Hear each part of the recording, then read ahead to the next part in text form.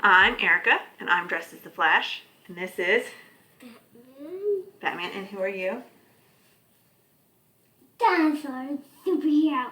Dinosaur superhero. Wow, we are superheroes here today because we have to be great detectives. Superheroes are great detectives. We have a mystery to solve. It's our second week of our series to follow the clues to solve the mystery of Easter.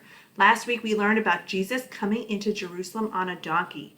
When he arrived, a crowd of people worshiped him because they knew he was their Messiah. That's why every Easter we worship Jesus. Today, we're going to look at more clues about why Easter is an important time of year. We're going to start by playing a game where we hide a cup. We're going to use this cup.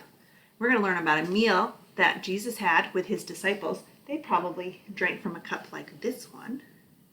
But we are going to use this blue plastic cup in our game today. So, Jonathan is going to close his eyes. And we are going to hide the cup behind our back. And Jonathan's going to have to guess who has the cup. Ready?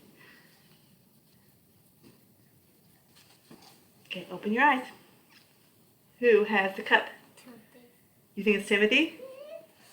Yep, he does. No, I think he'll hide it. It has to be a secret who hides it. Is it hard being sneaky? Yeah, you have to use your good detective skills today to solve the mystery of Easter. That means a real detective. He is one of the best superhero detective inventors ever. So I hope that you can play a game with your family where you hide something behind your back and take turns and use your good detective skills, your good sneaky skills to help solve the mystery. Last week we learned that the Old Testament gives us clues about what's going on in the story with Jesus. Jesus' disciples sometimes were not very good at putting these clues together, and Jesus had to give them a lot of extra help in understanding what was going on. In today's story, we're going to hear about a meal that Jesus shared with his disciples. They had a cup and a plate that went around. Those are some of your clues. But first, we're going to learn more about this meal, and we're going to talk about a meal we eat. I'm thinking of a meal we eat, and they're going to try to guess the meal. You can play this at home with your family. The more specific the meal, the harder the challenge is. All right, so I'm thinking of a meal that we eat. Can you ask me some questions to help you guess? Does it have macaroni? It does not have macaroni. Does it have spaghetti? It does not have Does spaghetti. it have cheese? It does have cheese. Is it melted or not melted? It is melted in the oven, the cheese. Does it have 2 pieces of bread? It does not have sandwich bread. Does it have sheet bread? It has a dough type bread. What? Pizza. That's right, it's pizza! Good guess. The meal in the game we were playing is special to us, but it wasn't special in a Bible story. Today we're going to talk about a very special meal called Passover. You may not celebrate Passover in your family, but all of the families in today's story did. This meal was important to them, and it's important now too.